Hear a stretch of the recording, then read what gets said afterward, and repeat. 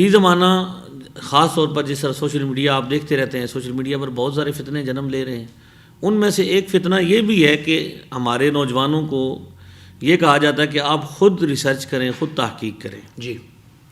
اچھا، بظاہر یہ بہت بڑی ایک خوبصورت بات لگتی ہے کہ بندہ کسی کو کہے کہ آپ جناب خود ریسرچر بنیں، لیکن ایسے ریسرچر بنیں کہ دنیا میں جتنے بھی فن ہیں وہ اساتذہ سے سیکھے جاتے ہیں، پڑھانے والوں سے، سکھانے والے. دنیا میں کوئی ایسا کام نہیں ہے جو بغیر کسی سکھائے جانے والے کے بندہ سیکھ سکے. لیکن یہ وہ لوگ ہیں جو کہتے ہیں کہ آپ کو کسی استاذ کی ضرورت نہیں ہے. دنیا میں اب میں ایک نارمل سی بات کرتا ہوں عام فہم انداز میں کہ ہمارے ہاں اسکول بچے کو پہلی کلاس سے بھیجا جاتا ہے اور 16 سال تک کم از کم اگر ایم اے بندے نے کرنا ہے تو 16 سال اسکول جاتے ہیں.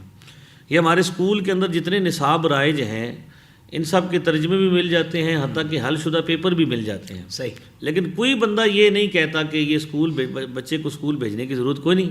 ہاں. گھر میں ہی بیٹھ لیں کہ اور ترجمہ بھی پڑھ لیں اور خود اس کو جو ہے وہ تیاری کر لیں، اور بلکہ اس نصاب کو جو انسان کا بنایا ہوا ہے، انسانوں نے بنایا ہے نا، جی.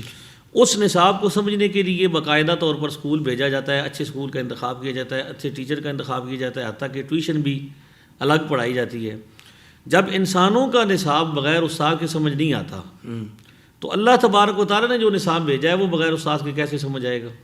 اللہ. بنیادی طور پر جب یہ لوگ یہ کہتے ہیں کہ اہل سنت جو کثیر مسلمان ہیں ان کے علماء یہ کہتے ہیں جی آپ ڈائریکٹ نہ پڑھیں جی، تو ڈائریکٹ نہ پڑھنے کا مطلب کیا ہے کہ بغیر استاذ کے آپ قرآن و سنت کو نہیں سمجھ سکتے. جیسے دنیا کی باقی جتنے بھی علوم فنون ہیں، جی. چھوٹے ہوں بڑے ہوں، عملی پریکٹیکل ہوں یا تھیوریز ہوں، نظریات ہوں، بغیر سمجھانے والے کے، بغیر استاذ کے آپ اس کو سمجھ نہیں سکتے.